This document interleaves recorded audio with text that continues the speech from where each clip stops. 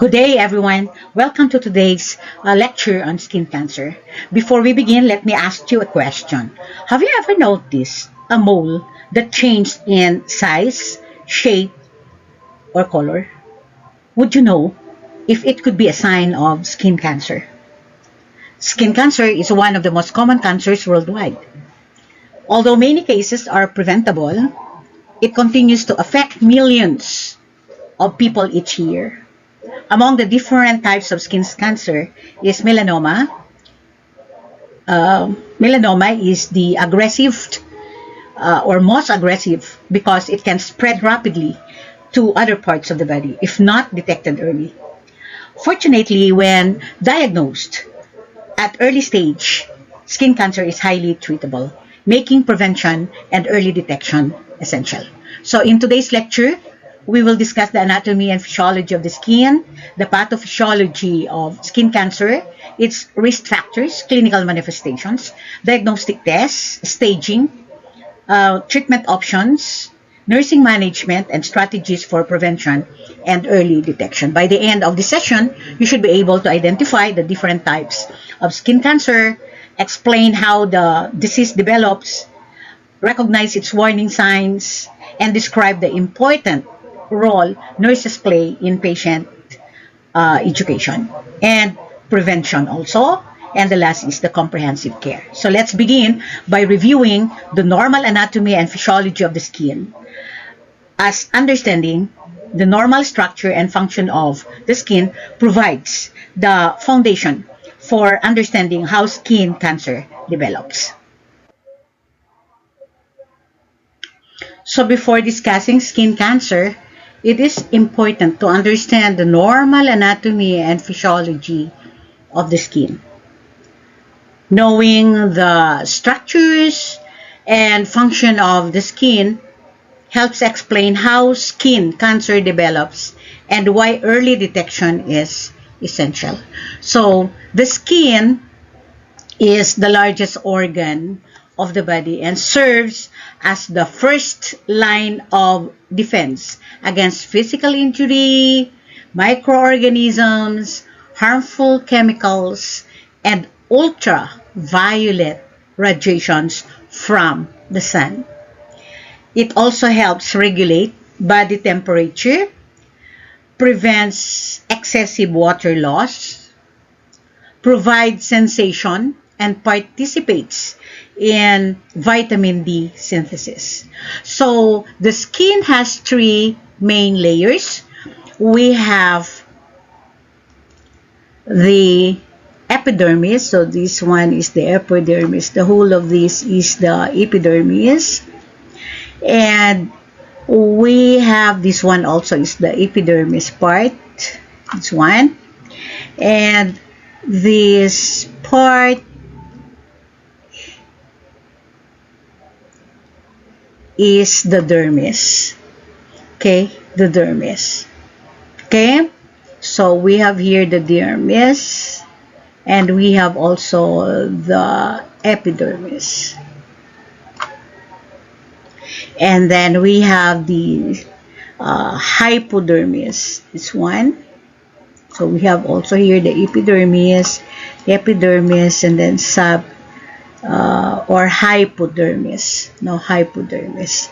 Okay, so the epidermis, the whole of this is the epidermis. So it consists epidermis, this part, no, in which this is the outer layer of the skin, and it is composed mainly of keratinocytes. Okay, so keratinocytes. So here you have keratinocytes here, in which this keratinocytes is the one that produces keratin to protect the body.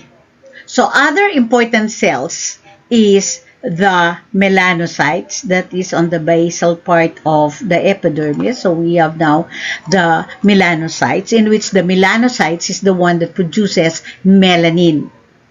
So melanin is the pigment responsible for skin color and protection against the ultraviolet radiations. We have also number 2, which is the Langerhans cell. Okay, I will change the color. Okay.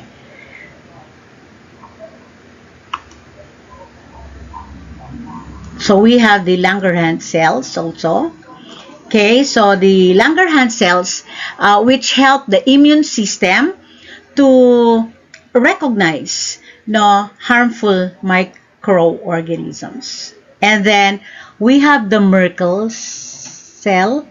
Okay, so the Merkel cells, which are involved in the sensation of light touch. No, light touch. So most skin cancers begin in the epidermis. No, and one of those is your basal. No, so this is our basal. This is the base. No, so it's more on basal cell carcinoma, in which it arises in the basal cell. So as you can see, here is the basal cells. No, here, the part. No, and we have number 2, which is squamous cell carcinoma. So here is the squamous cell. So this one, this part is the squamous cell. So always these 3 is a part of the epidermis layer. No, and then we have the melanocytes. No, so the melanocytes is here. No, on the basal part. No, so as you can see here, this is the whole picture of an epidermis. So the melanocytes is on the lower part, no, on the basal layer. The melanoma, no, or squamous, no, we call it melanoma. No, it originates from the melanocytes. Okay, so we have the next one, which is the dermis, no, or this one, no. So this one is the dermis. So it is located just beneath the epidermis. Now, so the dermis contains collagen and elastin fibers that provide strength, no, and elasticity. No, so it also contains blood vessels, lymphatic vessels, no, and nerves, hair follicles, sebaceous glands. Yes. No, so we have the sebaceous glands, the sweat glands also. So when the skin cancer invades the dermis, it gains easier access to blood and lymphatic vessels, increasing the risk of spread. Okay, so we have also the last one, which is the hypodermis. So this part is the hypodermis. No, this part. No, that is the hypodermis. Okay, so we call this one as your subcutaneous, no, subcutaneous tissues. This is the deeper layer, consists mainly of fat and connective tissues. No, so the function of your subcutaneous tissue, no, it cautions the body, no, stores energy and provides insulation. So advanced skin cancers may extend into this layer, no, which is the subcutaneous layer, no, and nearby muscles or bones. Okay, so as we all know that the physiology of the skin, that the skin performs several vital functions. No, one of these is to protect the body from injury, infections, and harmful ultraviolet radiations. Number 2, it regulates body temperature through sweating and blood vessels dilation or constrictions. Number 3, it prevents excessive fluid loss, no, or dehydrations. And number 4, it detects sensations such as touch, no, the pressure, the pain, and temperature. And next function is it produces vitamin D when exposed to sunlight. And the last is the skin participates in immune defense against pathogen. Okay, so what is the clinical significance in skin cancer? So most skin cancers develop after repeated ultraviolet radiations. No, so or there is an ultraviolet radiation exposure, no, damages the DNA of the skin cells. Okay, so normally the damaged cells, no, are repaired or destroyed. But however, repeated, remember this, repeated DNA damage can lead to genetic mutations, causing now abnormal cells to grow uncontrollably and form cancer. Okay, so we will discuss the types of skin cancer. Now, it depends on the cell of origin. So, for example, for if the biopsy shows that it's a basal cell carcinoma, so that means that it is one of the most common and usually grows slowly, no? They grow slowly. The cancer cells grow slowly, no? For the squamous cell carcinoma, this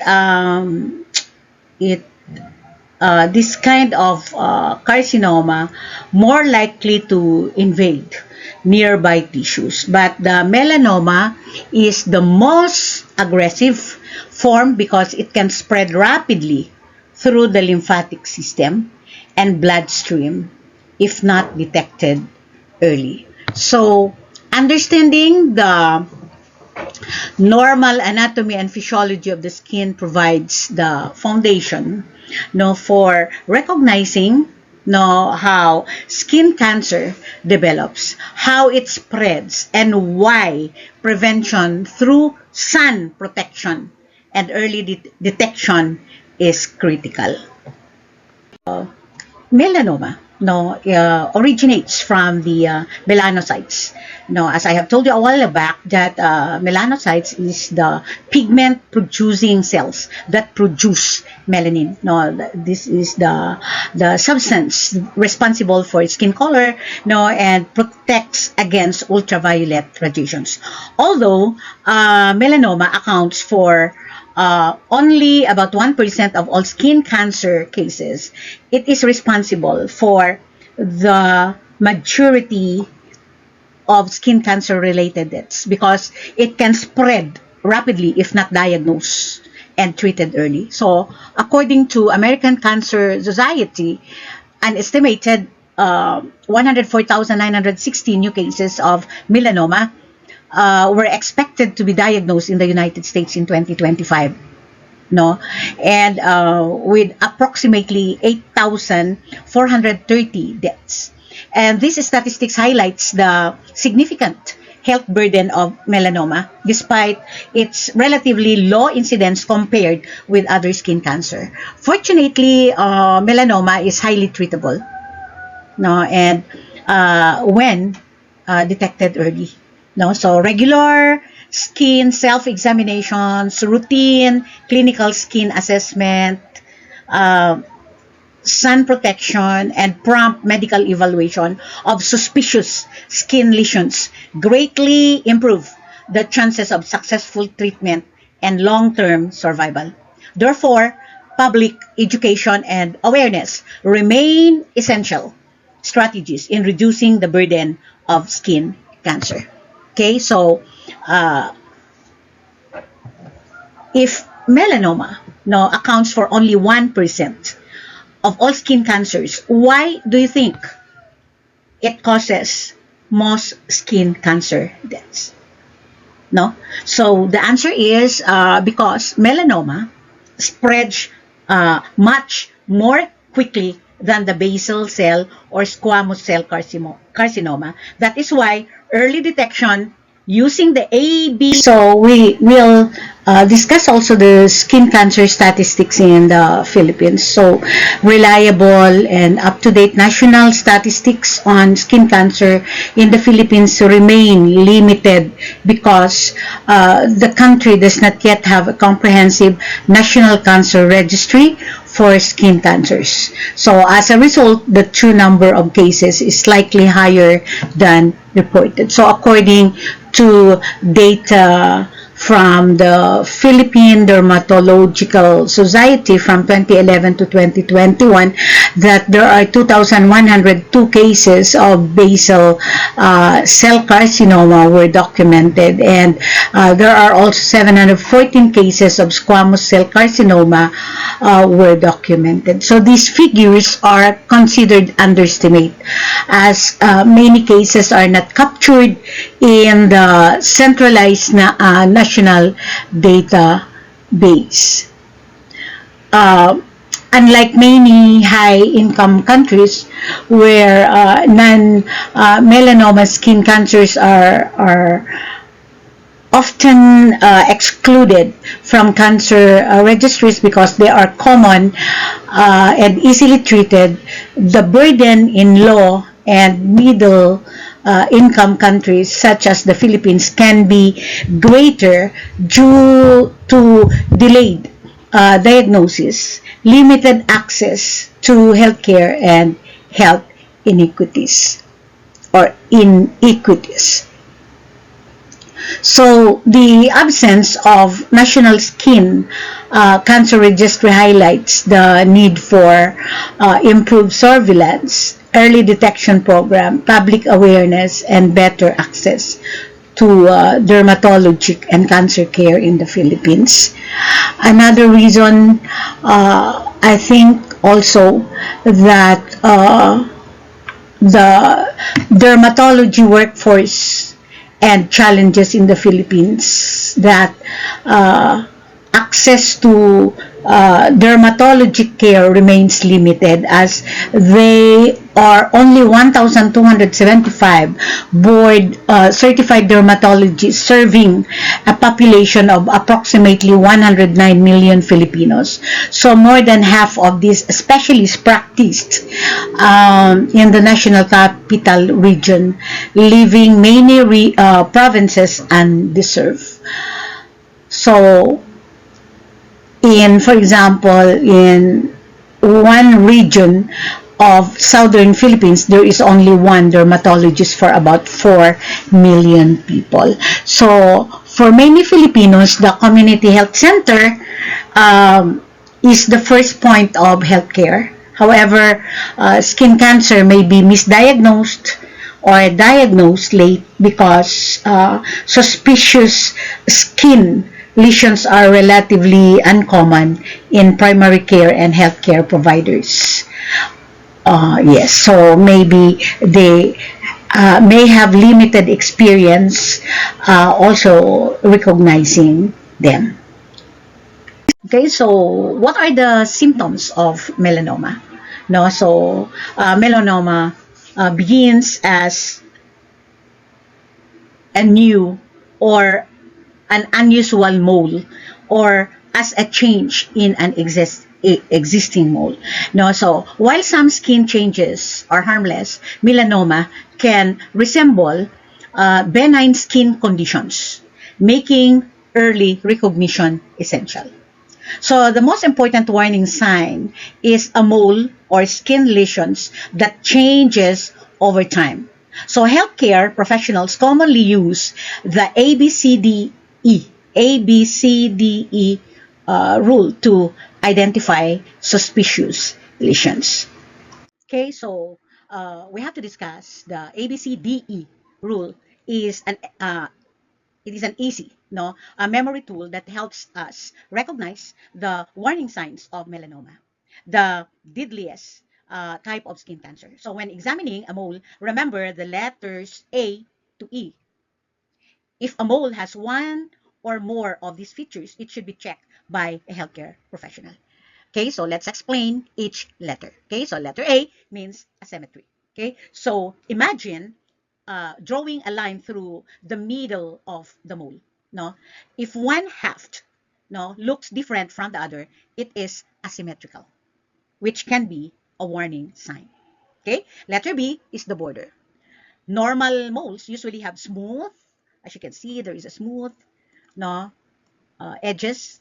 Okay, so there is a smooth, even edges, while in melanoma, as you can see here in the melanoma, no, they have irregular, no, may have regular jag, scallop, or blurred borders. Okay, so it's a bad, no, mole. So have a doctor check it out. Okay, and number three is the letter C. No, letter C. No, so in healthy moles, as you can see here, no, this one is a healthy or the good mole. No, are they have a single shade of brown. No, so as you can see, no, it's only one color, which is brown. But in melanoma, no, it contains multiple colors. No, here we have the black, we have the brown, we have the light brown. No, so they have multiple colors. So such as black. No, so we have the black, red, white, or blue colors. Okay, and let's move on to the next letter, which is diameter. No, so this one is diameter greater than 6. No, so please, we have to be cautious. No, if a mole is larger than 6 mm or millimeters. No, about the size of a pencil eraser. However, remember that some melanomas can be smaller also. No, and then letter E, in evolving. No, evolving. So we have here a picture evolving. Okay, so this is the most important sign. No, if a mole changes in size, shape, just like this, no, size, no, here small, and then over time there is a change. It changes in size. No, the shape, as you can see here, no, it evolves. No, the shape, the color, we have to check the color, the texture, or it starts to itch. No, kumakati, it starts to bleed or crust. It should be evaluated. It should be evaluated immediately. So this ABCDE rule is a simple screening guide, no, not a diagnosis.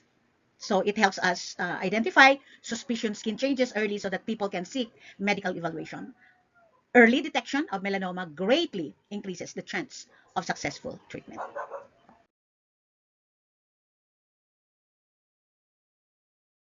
Let's discuss now the early signs of melanoma. So melanoma often begins with subtle changes in the skin, making it easy to overlook. Now, in its early stages, it may appear as a small dark spots that gradually enlarges, or as an existing mole that changes in color, changes in shape and size. So the mole may become darker and develop irregular borders or show multiple colors. Melanoma can also develop in less common areas, including the palms of your hands, the soles of the feet, the under the fingernails or toenails, the mucous membranes such as the mouth, the nose, or genital area. No, because melanoma can really resemble harmless skin conditions such as freckles, age spots, rashes, it is important to look for warning signs. Unlike normal moles, melanoma often has irregular borders, uneven colors, and changes over time. So studies indicate that about 70% of the patient with early detected melanoma first notice changes in an existing mole.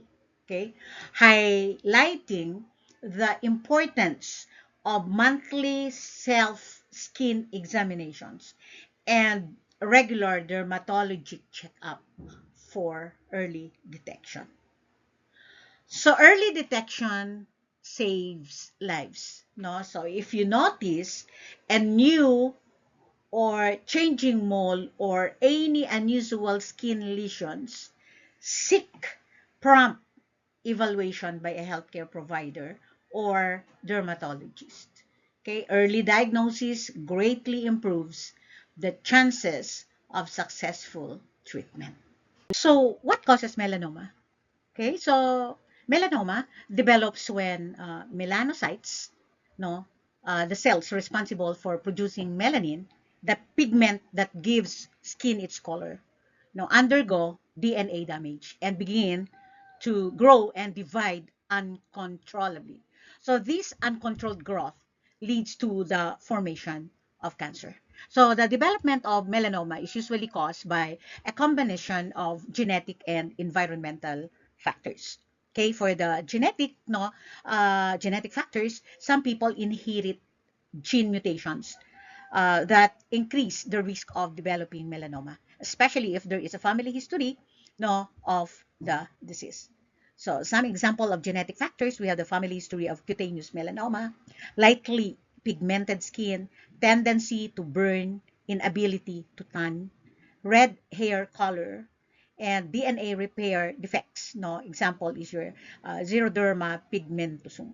Okay, so next is the environmental factors. No, the most significant risk factor is excessive exposure to ultraviolet radiations from the sun, no, or tanning beds, which can damage the skin or the DNA of the skin or DNA of the skin cells. No, so because melanoma results from both inherited susceptibility and environmental exposure, understanding this risk factor is essential for prevention, early detection, and timely treatment. So we have to discuss genetic and family history risk factors for melanoma. Okay, so genetics play an important role in the development of melanoma, and some people inherit gene mutation that increase their risk of developing the disease. So the most common inherited mutation is the uh, CDKN2A, no, gene, which normally helps regulate cell growth and prevent cell from becoming cancerous. But when this gene is altered, the risk, no, it's altered already, no, and when this gene uh, is altered, the risk of melanoma increases significantly. So other inherited gene mutations linked to familial melanoma uh, include CDK4, BAP1, MITF, and POT1, no, and identified in familial melanoma. So approximately 10 to 20% of melanoma cases occurs in individual with a family history of the disease. No, so people with these inherited mutations often develop melanoma at a younger age, and it may develop more than one primary melanoma during their lifetime. Okay, so the research, no, has shown that individuals with CDKN2A mutation may have a lifetime melanoma risk up to 76%. So people who have one or more first degree relatives, no, one or more first degree relatives, no, parents, it could be siblings or children with melanoma, or uh, multiple family members diagnosed with melanoma, should discuss, no, genetic counseling and genetic testing with their healthcare provided. So a well-known example from Australia uh, demonstrated that a family carrying an inherited CDKN2A mutation experience fewer advanced melanoma cases in younger generations after adopting regular skin screening, early detection, and strict sun protection practices. So, while genetics can be changed, knowing your family history, considering genetic testing when appropriate, practicing sun protection, and undergoing regular skin examinations can significantly improve early detection and reduce the risk of advanced melanoma.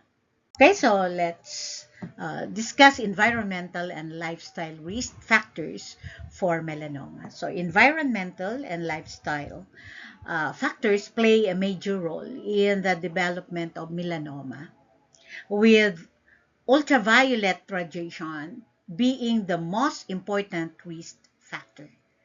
So ultraviolet rays from the sun and artificial sources such as tanning beds can damage the DNA of skin cells, increasing now the risk of melanoma.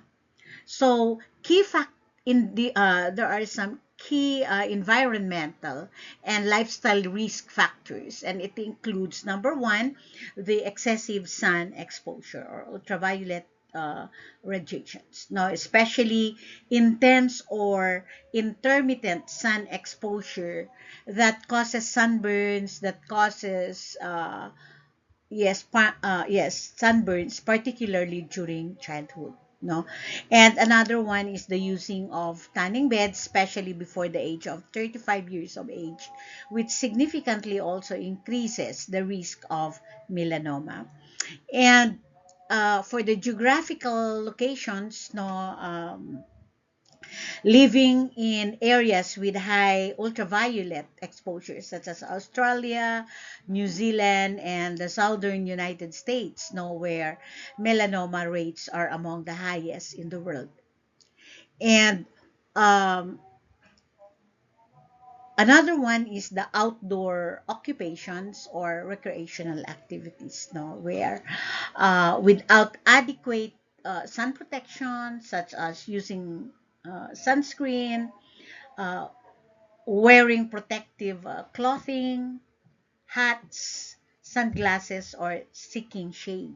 No, and another one also is weakened immune system. No, such as in individuals who have undergone maybe organ transplantations, or those clients who are living with HIV, no, or are taking immunosuppressive medications, making it harder for the body to detect and destroy abnormal cells. So, uh, many environmental and lifestyle risk factors are preventable. Practicing sun safe behavior, including limiting sun exposure during peak hours, applying broad spectrum sunscreen, wearing protective clothing, avoiding tanning beds, and performing regular skin examinations can significantly reduce the risk of melanoma and promote also early detection. So, what are the types of melanoma? So, melanoma is classified into different types based on where it develops, how it appears, and how quickly it grows. Recognizing these types are important for early diagnosis and appropriate treatment. So we have four types. We have the superficial spreading melanoma.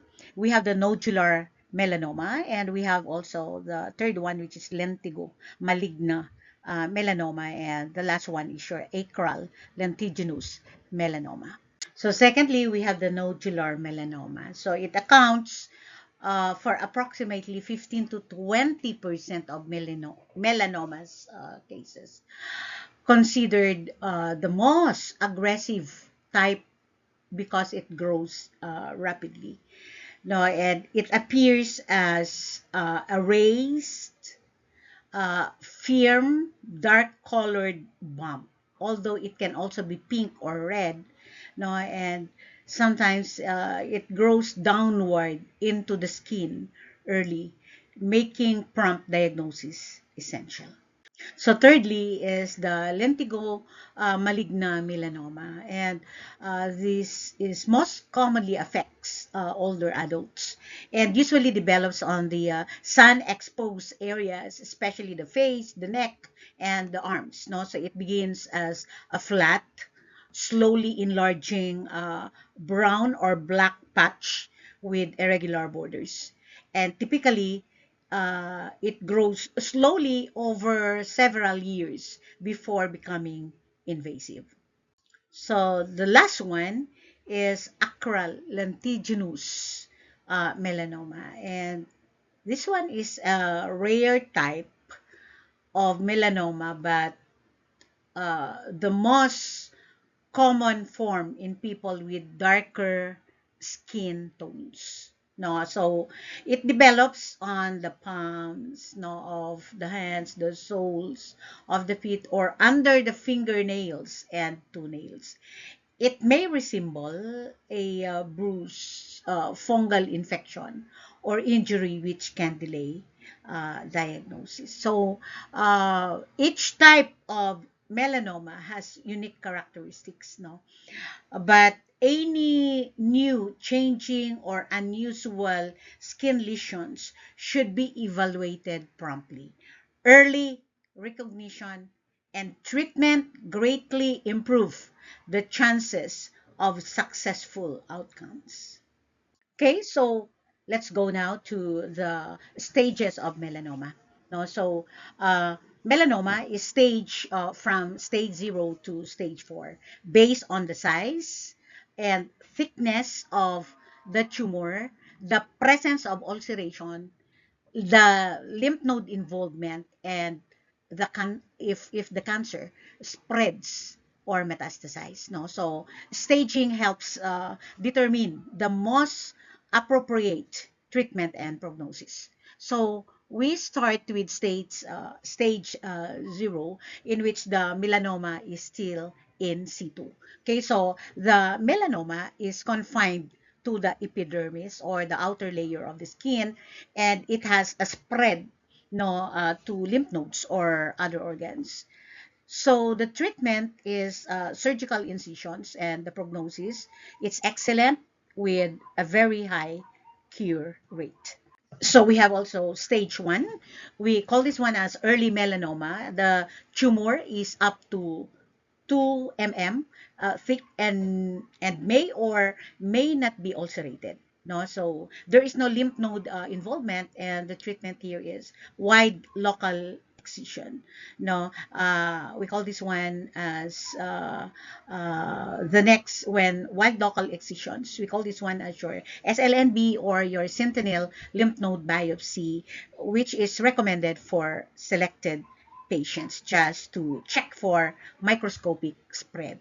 Okay, so for stage 2, and this is more on localized melanoma. So the tumor is greater than 2 mm thick, no, with or without ulceration, and it has not spread to lymph nodes. And the treatment is a wide local excision and your SLNB, or your sentinel lymph node biopsy. And high-risk patients may receive adjuvant immunotherapy, no, such as your nevolumab, no, and your pembrolizumab, to reduce the risk of occurrence. So let's move on to stage 3, which is there is already a regional melanoma. So the melanoma has a spread to nearby lymph nodes, or to satellite lesions near the original tumor. Okay, so the original tumor, we call this one as your primary tumor. So the treatment, no, is surgery, just to remove the primary tumors and affected lymph nodes, no, followed by immunotherapy or targeted therapy for tumors, especially with BRAF mutations, no. So radiation therapy also may also be considered. So we will discuss the stage 4, and it's already a metastatic melanoma, no, and the cancer has spread to different organs, and such as the lungs, the liver, the brain, or the distant lymph nodes. And the treatment is primarily systemic therapy. No, so what are those primarily systemic therapy? It includes, number one, immunotherapy, no, immunotherapy, in which we have the patient will use checkpoint inhibitors such as nivolumab, pembrolizumab, or your ipilimumab. Okay, and another systemic therapy is the targeted therapy, no, the BRAF, the MEK inhibitors, or one example of this is your dabrafenib and tramitinib. This is for patients with BRAF mutated melanoma. And chemotherapy also, no, used less frequently and usually with other treatments. So uh, the earlier melanoma is detected, the better the prognosis. That means that stage 0 and stage 1 melanomas are often highly curable with surgery, while advanced stages require systemic treatments. So, early detection through regular skin examinations and prompt medical evaluation remains as the best strategy for improving survival. Okay, so how is melanoma diagnosed? So melanoma is diagnosed through a combination of clinical examinations, biopsy, imaging, studies, and genetic testing. So early and accurate diagnosis is essential, so for timely treatment and improve outcomes. So number one, we have the skin examinations. So the healthcare provider carefully examines the skin for suspicious moles or lesions, paying attention to changes in size, the shape, and the color or the border. So the ABCDE rule, which is asymmetry, border, color, uh, uh, diameter, and evolving, uh, is commonly used to identify lesions that may be melanoma. So another diagnostic, no, or how to diagnose melanoma is through the use of your dermoscopy, no. So it is used as a specialized magnifying instrument called a dermatoscope to examine the skin in greater detail. Okay, and next, yeah, so the dermoscopy, the advantage of dermoscopy is uh, it has a diagnostic accuracy by revealing the structures beneath the skin surface that are not visible to the naked eye. So number three is we have biopsy. So if, for example, a lesion appears suspicious, a skin biopsy is performed by removing all or parts of the lesions for microscopic examinations. Remember that a biopsy is the gold standard for confirming a diagnosis of melanoma. And the next is the imaging test. So for patients with advanced melanoma or suspected spread, uh, imaging studies such as CT scans or computed tomography, positron emission tomography, or your PET scans, no, help to determine if the cancer has spread to lymph nodes or distant organs. And the last but not the least is the genetic testing.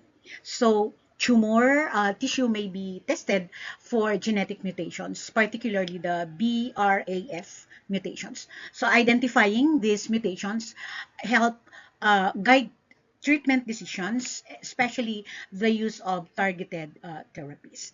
So early diagnosis is critical because melanoma is highly treatable when detected early. And thorough skin examinations such as biopsies, appropriate imaging, genetic testings provided the informations needed for accurate diagnosis. So staging and selection of the most effective treatment also. Okay, so let's go to the treatment options for melanoma. So treatment for melanoma, it depends on the stage of the cancer.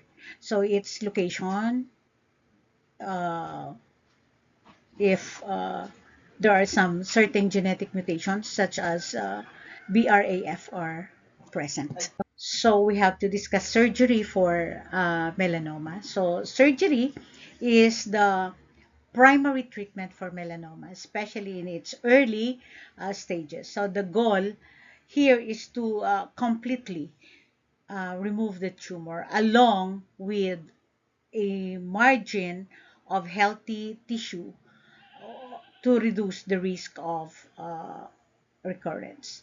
So one of these is the wide local excision. This one is the standard surgical procedure. The recommended surgical margin depends on the thickness of the melanoma. So if melanoma in situ is zero point 0.5 to 1 cm margin, the MOHS surgery, micrographic surgery, may be considered for lesions on the face.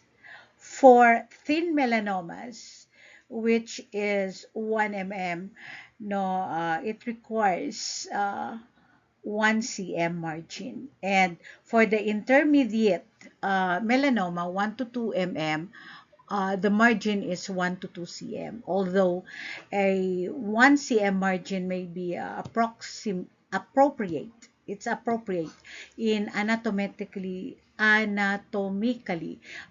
challenging areas. So for the thicker tumors or thick melanoma, thick as high as uh, greater than 2 mm, so 2 cm margin is recommended. So if melanoma has spread to the nearby lymph nodes, a sentinel lymph node biopsy is performed to determine if the cancer has metastasized. So if the sentinel lymph node contains cancer cells, so lymph node dissections may be considered. So some melanoma subtypes require specialized surgical management. Number one is the head neck melanoma. It may require adjuvant radiation therapy when complete surgical removal is difficult or the risk of recurrence is high. For the acral and uh, subungual melanoma, uh, it requires more extensive surgery and may need skin grafting or reconstructive procedures. So, surgery offers an excellent chance of cure for early stage melanoma. However, possible complications include scarring, wound infection, bleeding, delayed healing, and lymph edema. So, lymph edema means swelling caused by a lymph node removal. So, regular follow-up is important to monitor the healing and detect also if there is any recurrence early.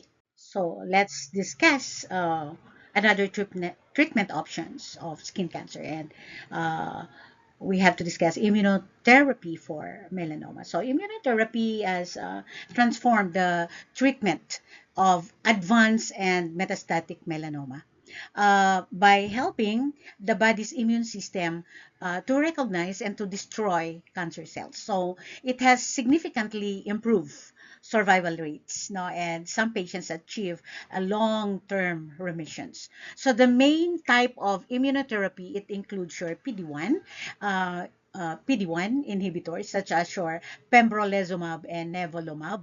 So these drugs, they block the PD-1 pathway and allowing now the immune cells to better identify and attack the melanoma cells. Another one is your CTLA, that's 4 inhibitors. And one example here is your ipilimumab. They work by increasing now the T cell activation. They are combined, mostly they were combined with PD-1 inhibitors just to improve the treatment effectiveness in some patients. Okay, so Although immunotherapy has greatly improved outcomes, uh, it can also cause immune-related side effects because it stimulates the immune system.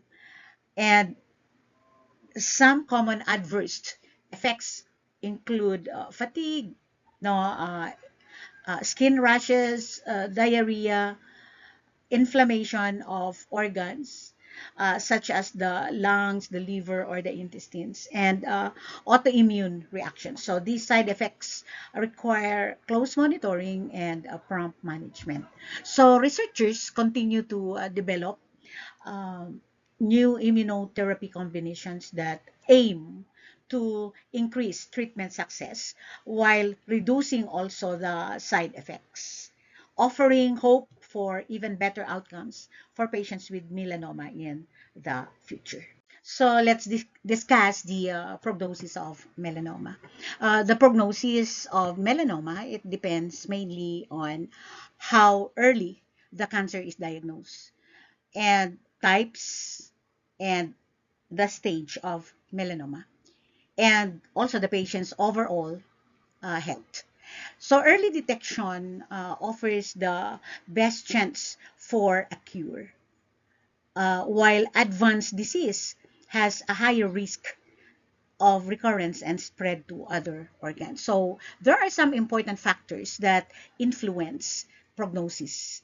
Uh, It includes number one, the tumor thickness, which is the Breslow depth, and then the presence of ulcerations, the lymph node involvement, and the presence of distance metastasis. So during the recent advances in immunotherapy and targeted therapy have significantly improved survival, especially for patients with advanced or metastatic melanoma. We have the 5 year survival rates by stage. And for stage 0, it's melanoma in situ, so nearly 100%, and that is 5 year survival. For stage 1, we have approximately 90 to 95%, and that is also 5 year survival. For stage 2, approximately 75 to 85, 5 year survival, depending on tumor thickness and ulcerations. And for the stage 3, it drops to 50 to 65, 5 year survival after spread to regional lymph nodes. For stage 4, historically, the 5 year survival rate was less than 10%. With modern treatments such as checkpoint inhibitors and combination immunotherapy, nearly half of patients may now survive 5 to 10 years or longer. Okay, so the earlier melanoma is detected and treated, the better the outcome. Okay, so advances in immunotherapy and targeted therapy have transformed melanoma from a disease with limited treatment options into one where many patients, even with advanced disease, can also achieve a long-term survival and improve quality of life. So let's talk about the prevention of melanoma. So melanoma can often be prevented by reducing exposure to ultraviolet radiations, which is the leading cause of skin cancer. So practicing good sun safety and having regular skin examinations are the most effective ways to lower your risk. The key prevention strategies, it includes you have to apply broad spectrum sunscreen with SPF 30 or higher and reapply every 2 hours, no, or after swimming or sweating. Okay, so we have to wear also protective clothing, maybe a wide brim hat and an ultraviolet blocking sunglasses when outdoors. Okay, so we have to avoid also direct sun exposure during peak hours, no, peak hours means 10 a.m. to 4 p.m. Now, when these ultraviolet rays are strongest. And we have also to avoid tanning beds as they emit concentrated ultraviolet radiations that increases the risk of melanoma. So self tanning products are a safer cosmetic alternative. Okay, so next is we have to perform monthly skin self-examinations, no, and schedule regular dermatology checkups, especially if you have a family history of melanoma or many moles. No, so early detection greatly improves the chances of successful treatment. Another one is the healthy lifestyle, no, may also help reduce the risk of melanoma. A Mediterranean style diet, rich in fruits, vegetables, whole grain, fish, olive oil, and nuts provides antioxidants and omega-3 fatty acids that may reduce inflammation and protect skin cells.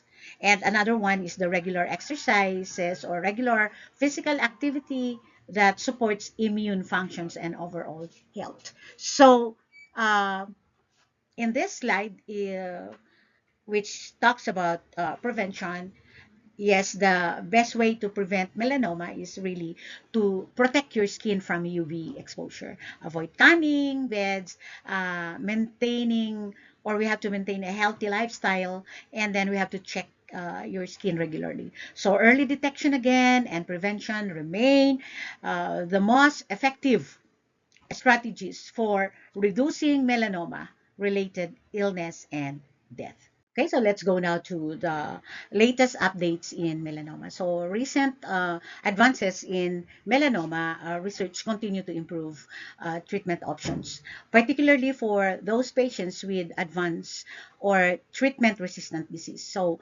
number one is the tonlamitinib or NRAS mutated melanoma.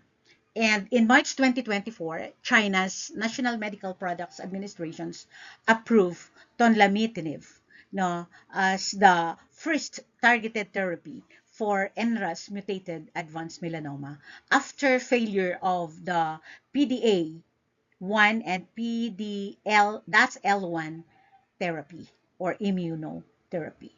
Okay, so we have also another one.